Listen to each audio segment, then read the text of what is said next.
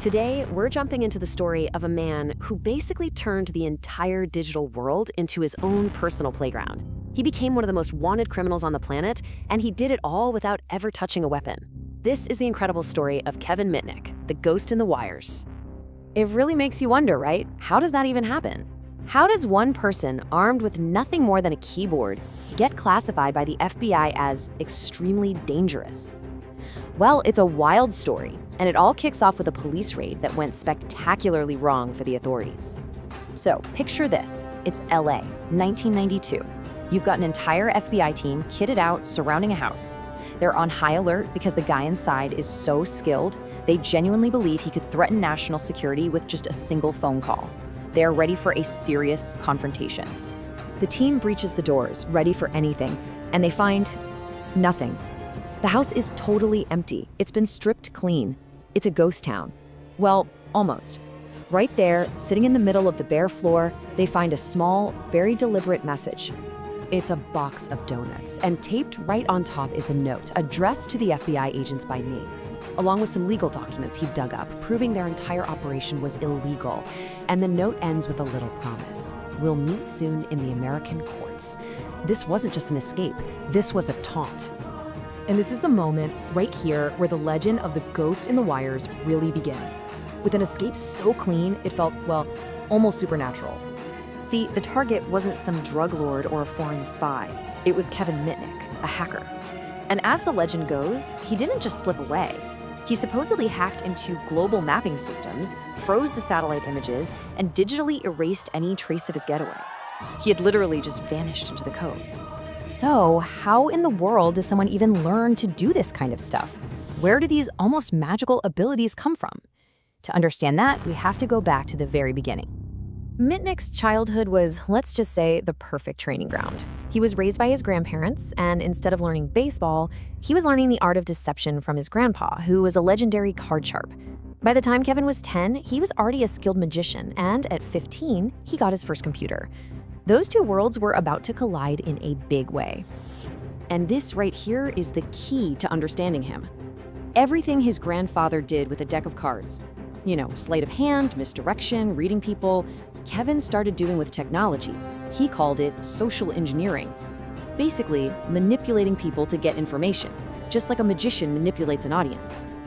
But having the skills is one thing. What pushes someone like that into a life of crime? Well, for Mitnick, it was a series of deep, really personal betrayals that just fueled his paranoia and completely shattered his trust in other people. It all started pretty small, actually. A 20-year-old Mitnick gets humiliated by some supervisor at a construction site. So what does he do? He hacks the company's financials and gets the guy fired. Then he brags about it to his only online friend, a guy who went by Code 5. Turns out, Code 5 was an undercover FBI agent. 2 days later, Mitnick was in handcuffs. Now, his sentence for that was only 3 months. And you'd think that would scare him straight, right? Nope, it did the exact opposite. Inside, the hardened criminals didn't see some petty hacker. They saw a hero who was fighting the system with his brain. So he went in feeling betrayed and came out a legend, at least in his own mind. The next betrayal came from inside his own world. He's in the middle of a hack, and his partner gets greedy, steals some really valuable code to sell for millions, and just takes off. Mitnick's response? He called the cops on him. He had no problem using the system when it suited him. But the deepest cut, the one that really broke him, was still to come. After serving 9 months for that last incident, he gets out and comes home, only to find out his wife was cheating on him with his one and only friend in the real world, a guy named Lewis. That was it. That was the final straw. It just completely destroyed his ability to trust anyone and sent him into this dark spiral of depression. So now, he's totally alone, trusting absolutely no one, and his hacking starts to escalate. It's not just about curiosity anymore, it's fueled by paranoia. And this is the point where he's about to become the world's most wanted cybercriminal. And right out of this darkness, this new friend appears, a guy named Eric. He's charming, he's supportive, seems great. But the old, trusting Mitnick is long gone. The new, paranoid Mitnick decides he needs to know everything about this guy. So he starts digging. And what he uncovers is it's a rabbit hole of lies. So his friend Eric, That was an identity stolen from a dead child. That stolen ID was being used by a supposed FBI agent named Wilson, but even that was a lie. The real person behind it all was a rival hacker, Kevin Poulsen, who'd cut a deal with the FBI to trap Mitnick in exchange for a lighter sentence.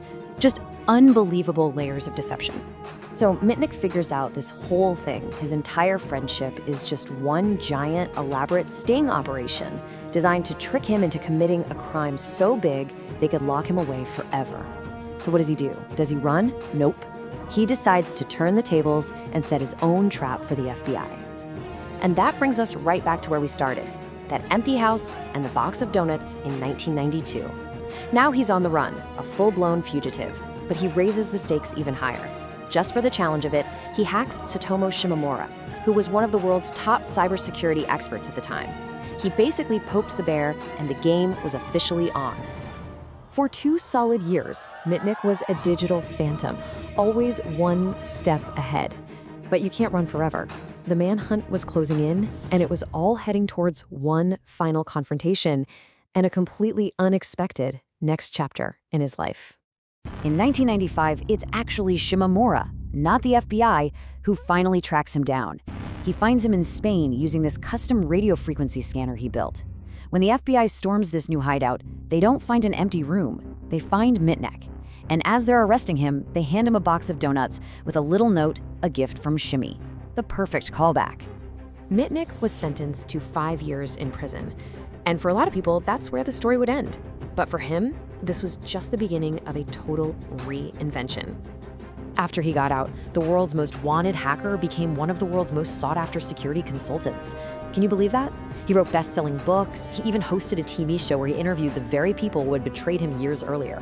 He passed away in 2023, and his funeral was attended by major global figures. In a really strange way, the cycle was complete. Just like his grandfather turned cheating at cards into a legit profession, Mitnick turned his criminal hacking skills into a force for security. So his story leaves us with this really fascinating question. I mean, the guy broke laws, he caused chaos, he cost companies millions, but he also pushed the boundaries of what anyone thought was possible and exposed huge security holes we didn't even know existed. So where do you draw the line between a criminal and a misunderstood genius? And in the end, you have to wonder, was the myth of the ghost in the wires even bigger than the man who started it?